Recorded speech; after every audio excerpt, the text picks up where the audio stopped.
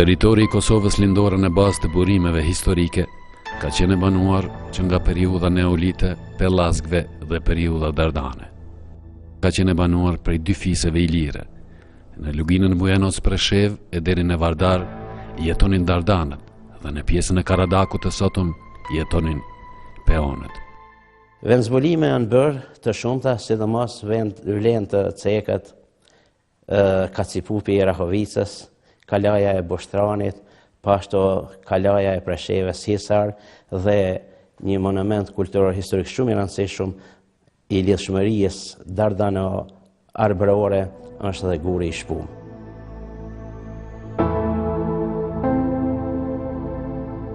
Presheva në burimet historike për herë të parë përmendet në vitin 1381 si zhupë. Por në këtë vit përmendet edhe kisha e Rahovicës, Arhilevica, e cila i është dhuruar manastirit të Hilandarit. Ky është një kishë katolike që pastaj e shndruan në kishë ortodokse.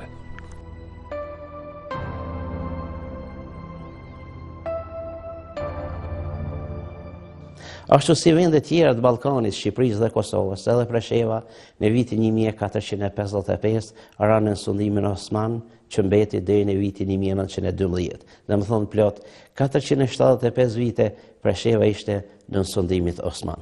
Periudha e fundit të shekullit të 19, kur rilindja kombëtare shqiptare kishte zgjuar vetdijen kombëtare të shqiptarët, mbajtja e lidhjes shqiptare të Prizrenit pati një rëndësi të madhe edhe për Kosovën lindore. Kur mbajt Kuvendi i Prizrenit me 10 qershor të vitit 1878, morën pjesë edhe delegatës shqiptar në krye me Maksut Efendiu në Kuvendin e Prizrenit. Prandaj më të kthyer nga Kuvendi, Sheh Maksut Efendiu u zgjodh kryetari degës së lidhjes së Prizrenit në Preshevë. Prandaj prej vitit 1878 deri në vitin 1881 shqiptarët udhëheqën administratën shqiptare në komunën e Preshevës dhe u zgjodhen kajmekamet shqiptar. Rezistenca shqiptare në fillim të shekullit 20 është rrirë edhe në Preshevë, ku në ndrejtimin e Idris Seferit është zhvilluar betejë e Kaçanikut në pranverën e vitit 1910. Kryengritjet shqiptare në fillim të shekullit 20 ishin edhe rezultat i shpalljes së pavarësisë së Shqipërisë. Kosova lindore prej vitit 1912 edhe në konferencën e ambasadorëve të Londrës që u mbajt, mbeti pjesë e shtetit jugosllav. Forcat nacionaliste shqiptare që ishin organizuar gjatë vitit 1943 vendosën që të shpallin Shqipërinë etnike në krye me Ibrahim Kelmendin. Prej 10 shtator deri më 15 nëntor të vitit 1944, shqiptarët e Preshevës, Kosovës lindore, nga gjitha vendbanimet arritën që të vendosin kufinin shqiptar në hekurudhën që lidh në drejtim Preshevë që shkonte Vraj dhe Kumanov. Në vjeshtën e vitit 1944, brigada 16 dhe 17 serbo-maqedone, për të mbjellur frikë të shqiptarët në malsinë e Karadakut, bën masakra të tmerrshme në Is Ukaj, lagja e Caravajkës, ku i vranë dhe i masakruan 98 shqiptarë.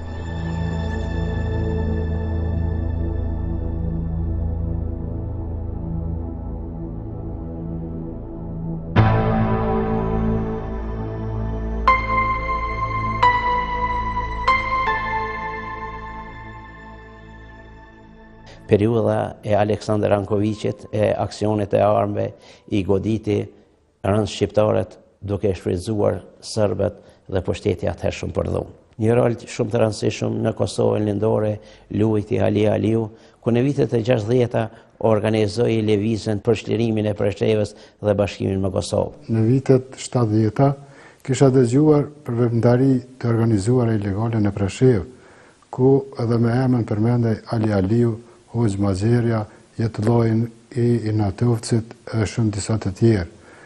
Aty mund të them se ishte kontakti ose frymëzimi im i parë kur unë regjistruam si student në Mitrovic, bie në kontakt me organizimet ilegale të kohës dhe përmes Bajrosh Xhamailit unë organizohem në lëvizjen për sqarim kombëtar të Kosovës.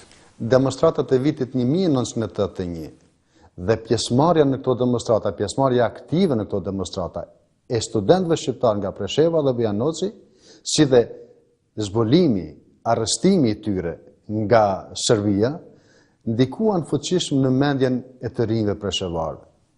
Ne të rinjët nga shkolla, në atë kohë formuam grupin ilegal, Bajram Curri, i cili kishte për detyrë të shkruante parolla dhe të shpërndante pamfleta. Një nga parollat kryesore të këtij grupi ka qenë Kosova Republik, Presheva tokë e Kosovës.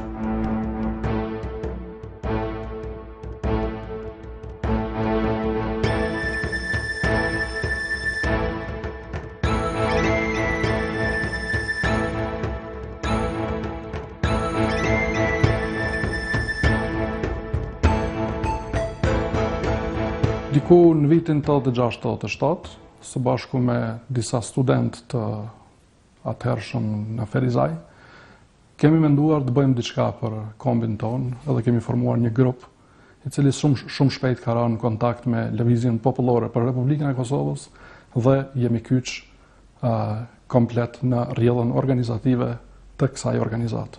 Përmes shokëve tonë, Afrim Xhetia dhe Fadel Vata, të cilët ishin bashkë në burg dhe kishin dalë para nesh dhe ishin kyç direkt në radhët e organizuara ilegale. Pastaj me daljen nga burgu në vitin 1989, unë kyçem direkt në radhët e organizuara përmes këtyre dy shokëve. Organizata e cila kishte shtrihë dhe veprimtarinë e saj deri në Preshevë.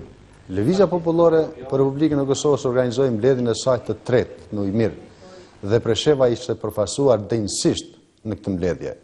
Nga kryesia e Lëvizjes Popullore në këtë mbledhje mirte pjesë Halil Selimi, ndërsa nga Këshilli i Rrethës të Preshevës mirte pjesë Sadik Ademi. Si përfaqësues të Këshillit të Rrethit Preshevës në mbledhjen e muajit në Ujmir, përkranim idenë që të kalohet në formacione ushtarake. Krahas veprimtarisë ilegale që vepronin në Preshevë, si Këshilli i Rrethit në kuadër lëvizjes, ne krijuam edhe subjektin e ri politik në Preshevë, cila quhet për kohën Shoqata e Pavarur Demokratike. Me kalimin e kohës u transferuar në Partinë Demokratike Shqiptare. Në fillim të viteve të 90-ta filloi përhapja e pluralizmit politik edhe në luginën e Preshevës.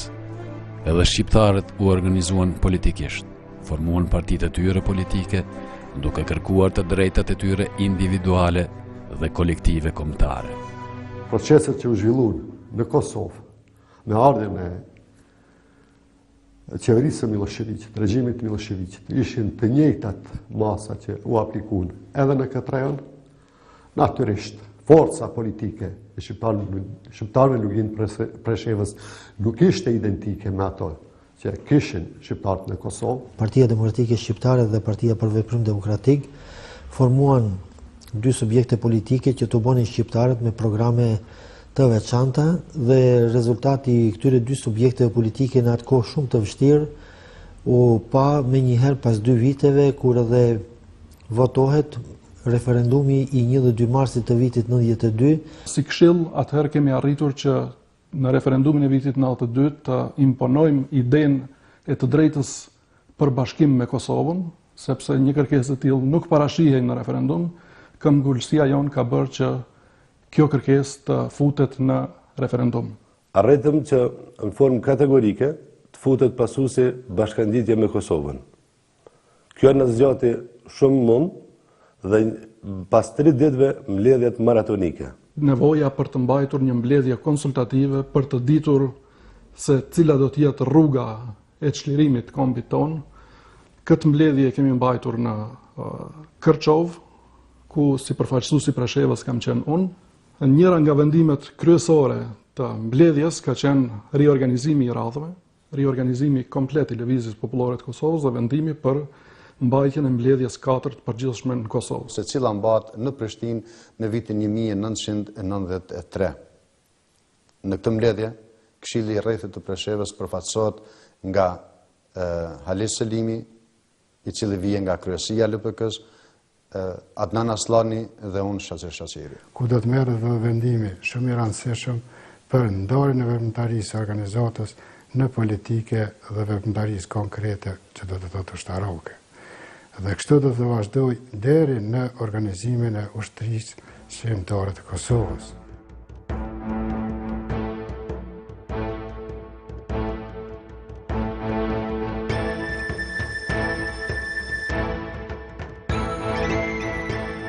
Në Kosovë ishte themeluar ushtria shërimtare e Kosovës dhe ishte një ushtri që po përballej me armikun në çdo cep të Kosovës. Mirë po asaj i mungonte diçka shumë e rëndësishme, një shenjë identifikuese e saj. Dhe mua mu besua që të realizoj amblemën e ushtrisë shërimtare të Kosovës. Në mbledhjen e mbajtur në shtator të vitit 1997, shndrohet një njësitë të para të ushtrisë shërimtare të Kosovës. Në këtë kohë, ushtria shërimtare e Kosovës ndahej në 3 zona. Zona e parë përfshinte Kosovën administrative, zona e dytë përfshinte pjesën shqiptare nën Maqedoni dhe zona e tretë përfshinte Preshevën, Bujanosën dhe Medvegjën. Shumë të rinj nga Presheva u arrestuan në rreshtat e gjata të ushtrisë shërimtare të Kosovës, qoftë në mënyrë individuale, qoftë organizuar përmes nesh.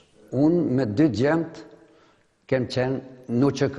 Sherifi ka qenë Pashtrik, Sadriu ka qenë në Koshare, unë vetë në Karadak.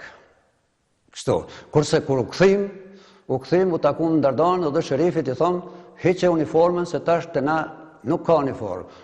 Sherifi më thotë kështu, bab, unë nuk e hek uniformën se e ku dhonë betimin deri në çlirimin e gjitha trojeve shqiptare.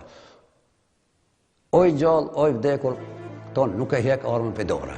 Pas çlirimit të Kosovës dhe largimit përfundimtar të forcave ushtarake e policore dhe të administratës serbe nga Kosova, në qershor të vitit 1999, regjimi militarist i Beogradit u zhvendos me tërë arsenalin e dhunës në komunat e Preshevës, Bujanocit e të Medvegjës, të cilat mbetën edhe më tutje në sundimin serb.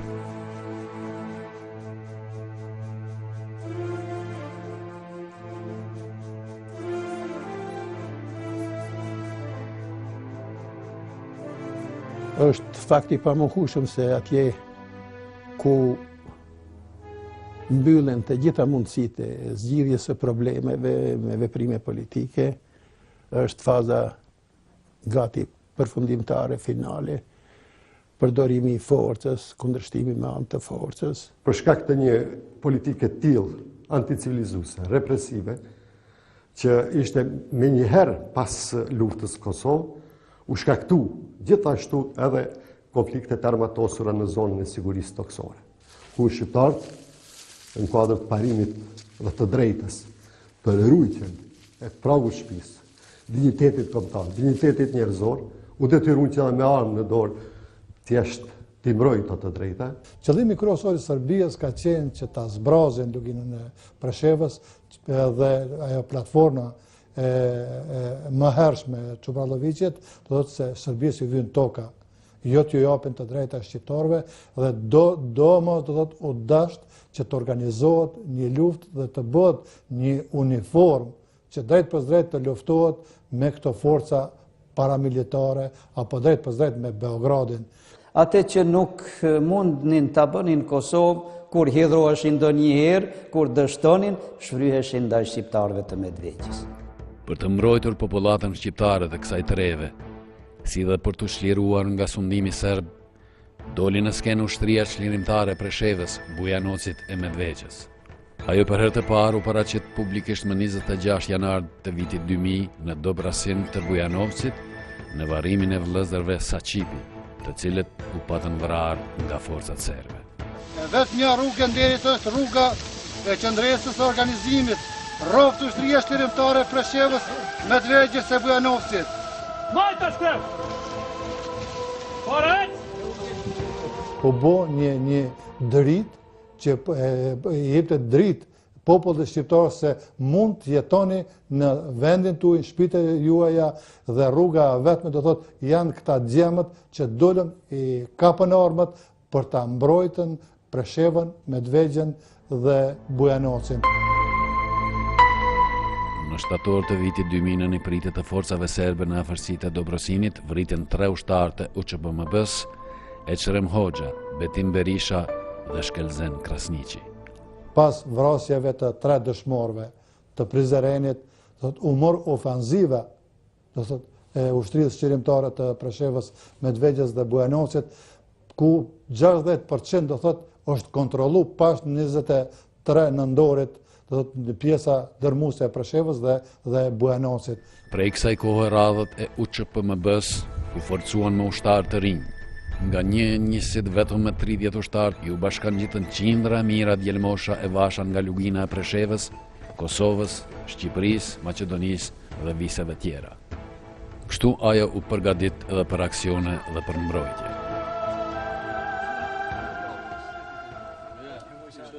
Bën planin e hartuar se si do duket dalja në skenë. Pastaj armët si do të grumbulloheshin, sistemoheshin, përgatiteshin për një mbrojtje popullatës civile dhe përshirimin e vendit. U radhitën shumë djemtëri në radhët e UÇPMB-s. Shtabi i përgjithshëm ishte në fshatin Konçul. Komandantët e brigadave u takuam në Breznicë. Me pëlqimin e të gjithë komandantëve të zonave, unanimisht u zgjodha komandant i përgjithshëm i UÇPMB-s. Me angazhimin dhe influencën e rëndësishme të Tahir Sinanit, një komandant shumë me reputacion të madh, u arrit që strukturat udhëheqëse të UÇPMB-s, edhe ushtarake, edhe politike, të konsolidohen në Breznicë, ku zgjedhet edhe komandanti i saj i përgjithshëm, Shevqet Musliu dhe zëvendësi Mustaf Shaqiri. Diku nga mesi korrikut të vitit 1999, marr urdhra nga prori im për të takuar me zotin Tahir Sinanin, komandantin e zonës operative të Pashtrikut, ku ai na mirë pret, na ofron ndihmë dhe fillojmë me bartjen e armatimit, ku ato i shpërndajmë në përpikat e ndryshme në luginën e Preshevës.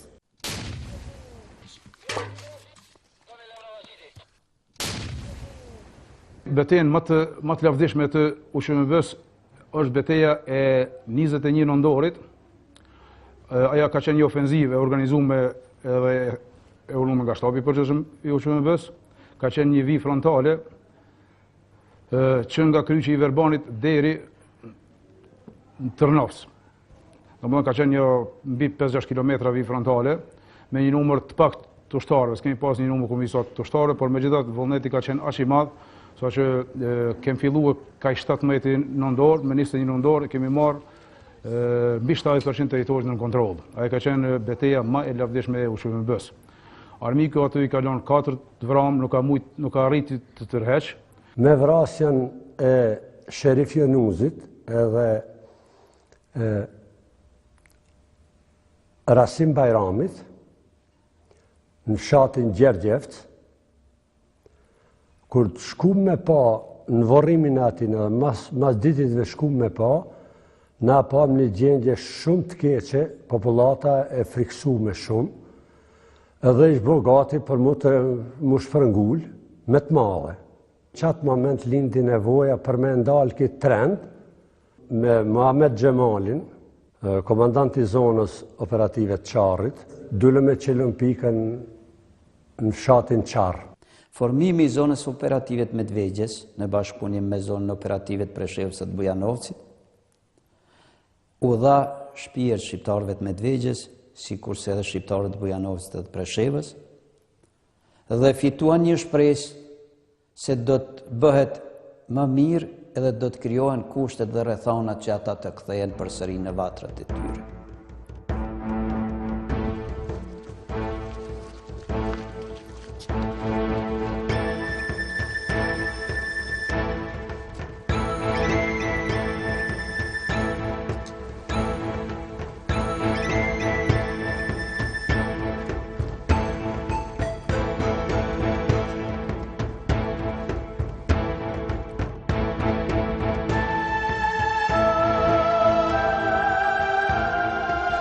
Por ashtu me forcat tona, me trima që i patëm vijën e parë, i zbrapsëm që ditët e para forcat armike. Betejat i kemi pas të shpeshta, por një nga ato që kanë pas edhe peshë të madhe dhe luftime që kanë zgjatë deri në 4 ditë është edhe beteja Shoshajës, ku njësit brigadat tona u ofruan edhe në vijën e kuqe të vijës sigurisë, ku edhe atëherë Serbia filloi të brengoset se na kishëm arrit qëllimin e një organizimit nivele dhe aty për aty ofroi makinerinë e rëndë, ofroi tankës, autoblinda, njësinë speciale që ishin famkeqe beretët e kuqe, kështu që në ato ballafaqime kemi pas një luftë shumë të afërt, distancë deri në 50 metra, një luftë e pabarabartë krahasim me numrin dhe makinerinë të cilën e kishte ofruar Serbia. Po vullneti i madh i luftëtarëve tanë ishte se nuk frigohej, bindja ishte e qartë, gjithçka më dhën për atë dheun dhe në ato raste ne si luftëtar kornim fitore. Brigada 113 fillimisht ka qenë pozicionuar në lagjen Zahira në fshatin Slubis, ku prej aty vazhdimisht e ka vëzhgu terrenin në luginë Preshevës, në fshatrat përreth Mazgjere, Gosponis, Bukoc, Gare, Ilins. Nëse me datën 28 nëntor vitit 2000, kemi vendosur për të dalë në fshatin Mazgjere, dhe aty jemi ndarë në dy grupe. Me një grup ka udhëheq komandant shpëtimin, ndërsa në grupin tjetër kam qenë unë. Dhe me datën 28 si datë e shenjtë, duke llogaritë dhe datë të cilë lidhet shumë luftat e shqiptarëve për liri.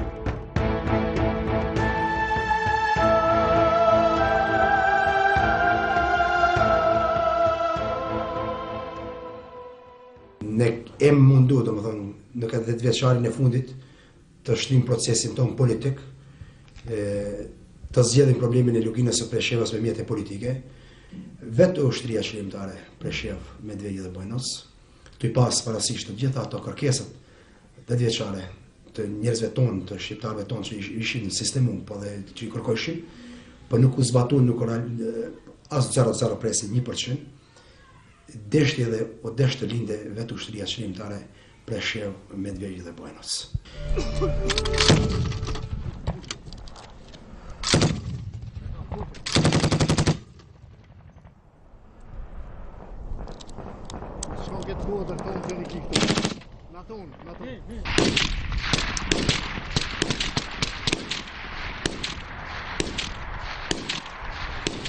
Ne kemi pas 3 luftëtar të vrarë, kurse prej anës serbe ka pas gjithashtu të vrarë dhe të plagosur, dhe këto dokumentet sot i kanë lënë.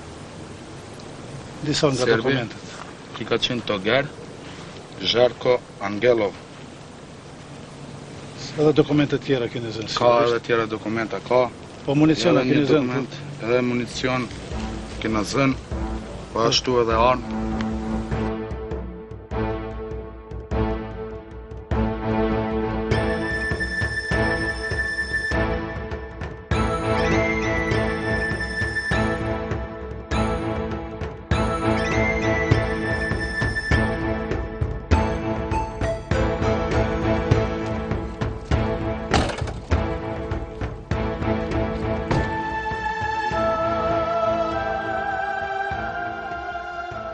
Nuk kam shpresa negociata, për arsye se mirë e dimna se kush janë forcat serbe. Ata e kanë dhënë provimin para popullatës shqiptare në Kosovë. Brigada 115 e Karadakut është në gjendje të kundërvyet armikut me krejt forcën që e kemi. Bashkë me 40 shok nga Vitia, i kemi bashkangjitur brigadës 115 Karadaku bashkë me komandant Mjekrën dhe kem ndihmuar në themelimin e asaj brigade dhe në organizimin e përgjithshëm të ushtrisë shërimtare për Preshevë, Medvegjë dhe Bujanovc. Me qëllim të zgjidhjes politike të problemit të luginës së Preshevës, me nismën e diplomacisë amerikane, me 23 mars të vitit 2000 në Gjilan zhvillohet një takim i përbashkët i shefit të misionit amerikan në Kosovë, Christopher Delv, dhe kryetarit të Partisë Demokratike të Kosovës, Hashim Thaçi, me përfaqësuesit e shtabit të përgjithshëm të UÇPMB-s, ku arrihet marrëveshja për formimin e Këshillit Politik për Preshevë, Medvegjë dhe Bujanoc. Jemi kundër konfrontimeve të ramatosura. Jemi të përcaktuar për zgjedhje politike në bashkëpunim me bashkinë ndërkombëtare, për zgjedhjen e problemeve në Preshevë, Medvegjë dhe Bujanoc. Qëndrimi dhe angazhimi ynë do të jetë në përputhshmëri me interesat tona kombëtare dhe ndërkombëtare, e posaçërisht me SBA-n dhe Aleancën Veriatlantike. Kërkojmë nga bashkia ndërkombëtare të shtojnë presionin mbi regjimin e Beogradit për tërheqjen e të gjitha forcave ushtarako-policore dhe të atyre paramilitare.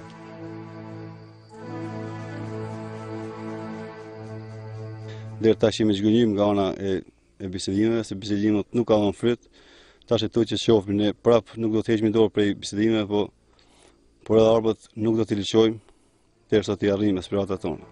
Rajoni i luginës së Preshevës, jo vetëm që në aspektin gjeografik dhe demografik, është pjesë e pandashme e Kosovës, por në vazhdimsi ishte pjesë edhe e proceseve politike ushtarake që shqiptarët në përgjithësi i zhvilluan për çlirimin kombëtar.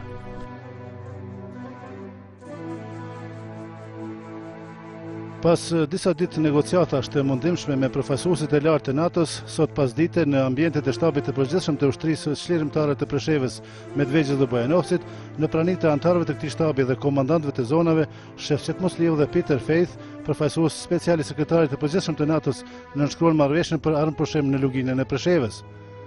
Në këtë mënyrë hapet rruga për fillimin e negociatave shqiptare serbe me ndërmjetësim të faktorit ndërkombëtar për zgjidhjen politike të problemit të këtij rajoni. Nënshkruesit e kësaj marrëveshje për televizionin e Kosovës kështu e vlerësuan atë. Nënshkrimi i kësaj marrëveshje është një hap i madh përpara në krijimin e masave të mirëbesimit. Apelojmë që komandantët dhe shqiptarët armatosur, si dhe forcat serbe, të tregojnë përmbajtje, të mos shkaktojnë dhunë dhe të respektojnë armëpushimin. Një hap shumë i rëndësishëm që ta arritmi një armëpushim, të shkojmë në mënyrë paqësore me mjete politike, ku t'jenë prezente edhe Bashkia Evropiane. Vretja kyçe ka qenë e jonja në sektorin C, lejimi i forcave të armatosura, njësive speciale të policisë sërbe, kontrollimin e kufirit me Maqedoninë. Aty ka qenë vretja jone kryesore. Kështu që jemi prononcuar për atë vrejtje. A jeni marrë parasysh vrejtjet tuaja? Po, kemi shtyr në marrëveshjen e armëpushimit të atë vrejtje. Në paragrafin e posaçëm të marrëveshjes figuron edhe formulimi se komandanti i përgjithshëm dhe komandantët e zonave të UÇPMB-s nuk mbajnë përgjegjësi për aksionet spontane të luftëtarëve shqiptarë në zonën toksore të sigurisë. Ne si komandant shumë herë kemi bë vrejtje rreth kësaj zonë sigurisë, pikërisht këtë zonën e ngushtimit ku po bëhet në kufi me Maqedoninë, ku është leju forcat serbe të hynë në një distancë të afërt me pozicionet e tona ku veprojmë, por kjo do të jetë nështë hap i ngutshëm për të gjithë ata dhe ne nuk mbajmë përgjegjësi rreth kësaj zone ku caktohen ata të veprojnë. Pavarësisht se marrëveshja për armëpushim nuk është e përkryer, ajo është një akt i rëndësishëm nëse respektohet nga të dyja palët në konflikt dhe nëse njëherësh mbikëqyrët dhe garantohet si duhet nga NATO, mund të kontribuojë në uljen e tensioneve dhe krijimin e parakushteve për fillimin e negociatave për zgjidhjen politike të problemit të luginës së Preshevës. Kujtimet më të veçanta të periudhës së luftës të UÇPMB-s të brigadës 102 majt, të njësisë speciale Qendresa, ishte kur filluan disa betejë dhe hyrja e fshatit në Tarnos me 28-in 2000 kur nu flamurin në Tarnos për herë të parë me krye komandant Leshi. Populli dul na priti si me shumë kënaqësi dhe krenari më të madhe në luginën e Preshevës. Në zonën e lirë, në Tarnos të madh, në fund të dhjetorit e vitit 2000, u ngrit flamuri kombëtar dhe kështu popullata shqiptare këtë ngjarje konsideroi si hap të rëndësishëm drejt realizimit të synimeve të veta shumë vjeçare.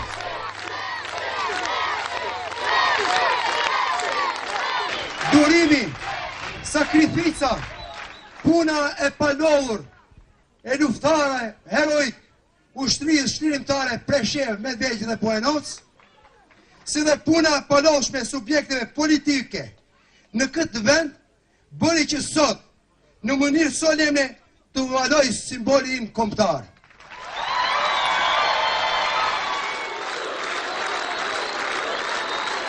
Për popullin e këtyre treve dhe thotë shumë, sepse pa flamur nuk ka dhe liri, prandaj flamuri është simboli i lirisë dhe i paqes.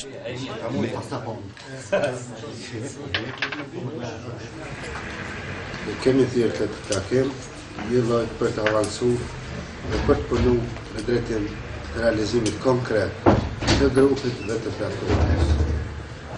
Në parim jam marrë vesh që përfaqësimi në grupin negociues të jetë proporcional nga 4 subjekte.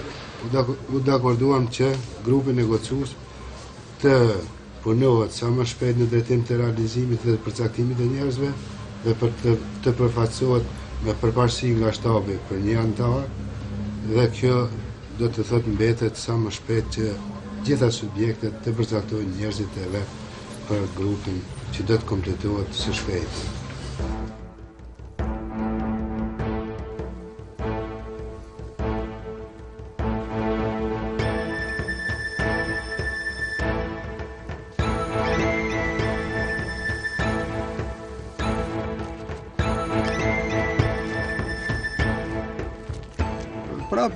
Nuk ka pas dëni rezultat apo dëni marrëveshje që është arritur, por bisedu për gjitha situatën, po është edhe Medvegjë, por ju dha rëndësi edhe kësaj formimit të policisë, domethënë multietnike, e cila do të jetë e garantuar edhe garantuar, po edhe mbikëqyrën prej ndërkombëtarëve. Propozimet kanë qenë që këtë zhvillohet domethënë trajningu i policisë, domethënë pikërisht ishin disa propozime në Vrajnë, Preshev, po ndërkombëtarët e policisë domethënë të jetë në Buenos. Brigada 113 ka pas disa betejë kështu të fuqishme ku i ka rezistuar fuqishëm dhe me vetëdijshmëri ushtrisë dhe policisë serbe. Po unë kisha me cek një ndër betejë që është zhvilluar në malet e fshatit i Linz. Aty luftimet kanë zgjatur 4 ditë. Candidato! Mojta Seu! Nga 11 deri në orën 3 kanë zgjatur luftimet e tona me serbët dhe gjatë tyre kohës sa kemi pas granatime dhe luftë, dikon rreth orës 1 e mesditës ka ra dëshmorë dhe komandant Mjekra, i cili pandashëm gjatë tërë kohës ka qenë mball luftarëve, mball të aksionit.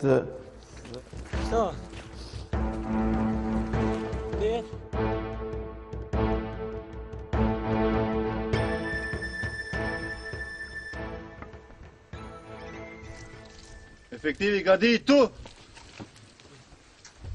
për ngritjen e flamurit qendër ndero.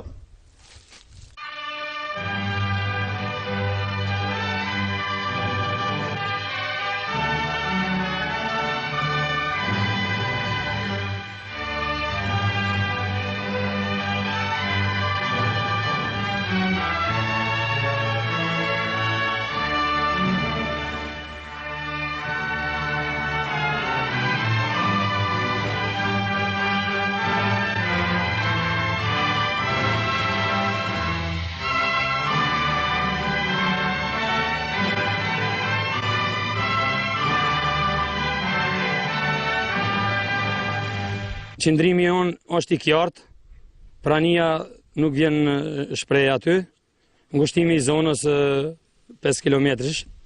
Po cilat mund të jenë pasojat e këtij vendimi dhe si do të veproj UÇPMB-ja në këtë rast?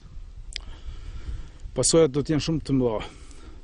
Dhe UÇPMB është e vendosur që do të reagojë në çdo marrëveshje e cila do të fillon të ofrohet policia dhe ushtria serbe në zonën kufitare, në zonën e sigurisë 5 kilometrëshe.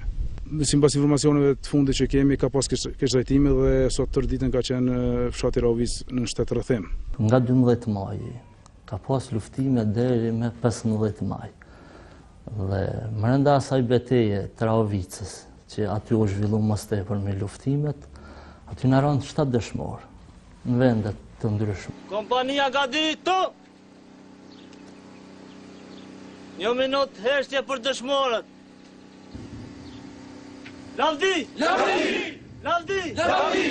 Lavdi! Lavdi! Vend qetëso!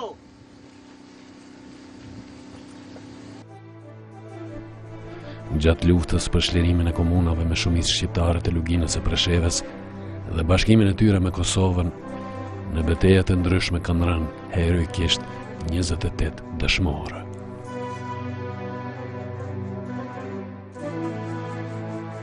Florim Rushiti, Ibrahim Fezullahu, Fatmir Ibishi, Ismet Aliu, Enver Bajrami, Sherif Jonuzi, Arben Ramadani, Betim Berisha, Eqrem Hoxha, Shkëlzen Krasniqi, Besim Faiku, Artan Abazi, Daud Sulejmani, Niazi Azemi, komandant Mjekra, Agim Elshani, Besim Mazreku, Qenan Rahimi, Hysen Salihu, Berat Sinani, Shaban Shahini, Agim Halili, Bardhyl Osmani, komandant Delta, Sami Ukshini, Shaban Ukshini, komandant Terri, Kastriot Arifi, Mitat Musliu, Ridvan Qazimi, komandant Leshi, Vehbi Regjepi. Pas luftës për shlirimin e tokave shqiptare nga sundimi serb, me presion të faktorëve ndërkombëtar për t'i dhënë fund rezistencës së armatosur, përfaqësuesit ushtarak dhe politik të shqiptarëve të Luginës zhvilluan negociatat e vazhdueshme me palën serbe.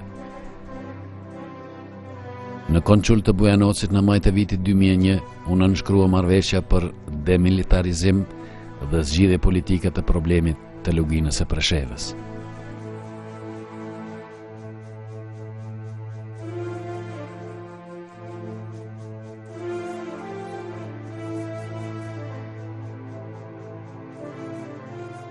Kemi mjaft punë për të realizuar qëllimet e tona për jetesën tonë në Luginën e Preshevës, kështu që të gjitha ato do t'i kërkojmë në tavolinë, edhe integrimin ton shoqëror dhe civil, gjitha ato do t'i kërkojmë aty ku duhet të kërkohet, edhe me bashkinë ndërkombëtare do t'i arrijmë të gjitha këto. Nëse dëshirojnë kështu, ne jemi të gatshëm, por nëse se nuk mund të manipulojnë më me fatin ton edhe në këtë mënyrë. Marrëveshja e Konqulit, nënshkrimi i palës shqiptare dhe qeverisë jugoslave e serbe shtroi kërkesa konkrete për të dy palët. Derisa pala shqiptare i përmbushi detyrimet, u bë demobilizimi, pala tjetër pos policisë multietnike asgjë tjetër nuk përmbushi nga marrëveshja. This is a good first step. I think it'll build confidence, and I think the Serbian government will be pleased with it. The NATO Secretary General is definitely very pleased with today's outcome so far, and hopefully we'll be doing this throughout the rest of the ground safety zone over the next several days. Është të bë shumë pak, sepse në ato momente më të vështira na u vra komandanti Ridvan Qazimi.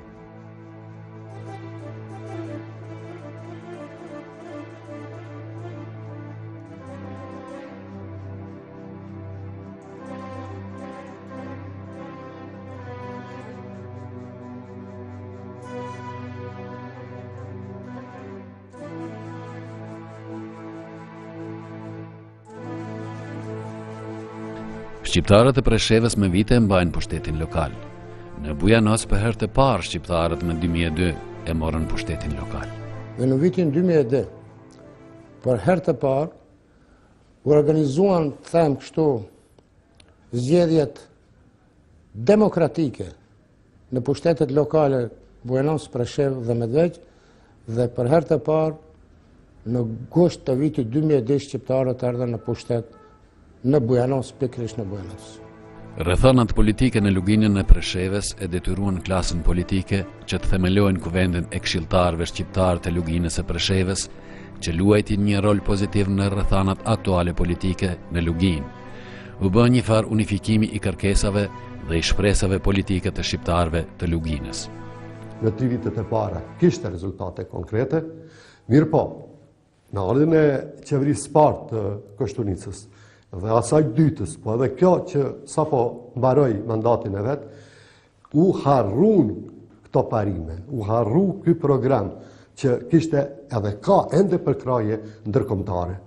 Dhe mund lirisht thuhet tash se vetëm një pjesë e vogël e këtij programi gjithëpërfshirës është realizuar. Nuk zbatohet në asnjë mënyrë në luginën e Preshevës asnjë pikë e marrëveshjes së Konçulit. I koncentrojnë edhe më tutje forcat ushtarako-policore të quajtura si forca speciale të policisë Gjandarmërinë, të maskuar me tyta automatikë është kthyer vazhdimisht ka qytetarët gjatë frekuentimit dhe lëvizjes së tyre në përvendbanimet e territorit të komunës Preshevës. Ushtarët e ushtrisë qendrore për Preshevë, Medvegjë dhe Bujanoc ndihen më të pasigurtit, sepse regjimi aktual serb, duke i burgosur, maltretuar, i ka detyruar një pjesë të ish ushtarëve të QMB-s të emigrojnë jashtë për një jetë, sepse janë të pasigurt këtu në këto trojtet tona. Kosova, duke i mbrojtur interesat e veta në aspektin ndërkombëtar, po ashtu edhe Shqipëria, do të na lehtësojnë edhe neve këtu në luginë të Preshevës të gëzojmë të drejtat tona individuale dhe kolektive të garantuara me konventet ndërkombëtare. Duam të ruajmë Medvegjën, duhet të mbajmë Medvegjën, Bujanocin edhe Preshevën, por sidomos mendoj që pikë më neuralgjike tani për tani e trojeve shqiptare është Medvegja, se na ka mbet me një 10% shatje shqiptar, e që ka qenë gjithmonë shqiptare. Presim për krahjen edhe shtetit shqiptar, por besoj edhe në periudhën vijuse edhe qeveria e Kosovës do të jetë gjithmonë më e gatshme që në kuadër të parimeve që ajo veti pranon për qytetarët e vet, të kërkoj të jetë këmbgulse që ato parime të zbatohen edhe në luginë Preshevës. Akademitë tona në Shqipëri dhe në Kosovë të përpiqen me gjitha forcat e veta, me gjitha diturit, me tërë potencialin kombëtar, që dal nga dal të bëjmë realizimin e synimeve kombëtare. Shqiptarët e luginës Preshevës në mënyrë jetësisht janë të interesuar dhe do të angazhohen për bashkangjiqjen e këtyre 3 komunave teritorit të Republikës Kosovës. Nuk është bërë lufta vetëm për një polici multietnike, nuk është bërë lufta vetëm për infrastrukturë. Vullneti i shqiptarëve është bashkimi me Kosovën. Shpresoj se integrimet evropiane do ta mundsojnë edhe integrimin e shqiptarëve të luginës së Preshevës në trungun e vet etnik dhe në një Evropë të bashkuar, duke ndërtuar një të ardhme më të ndritshme.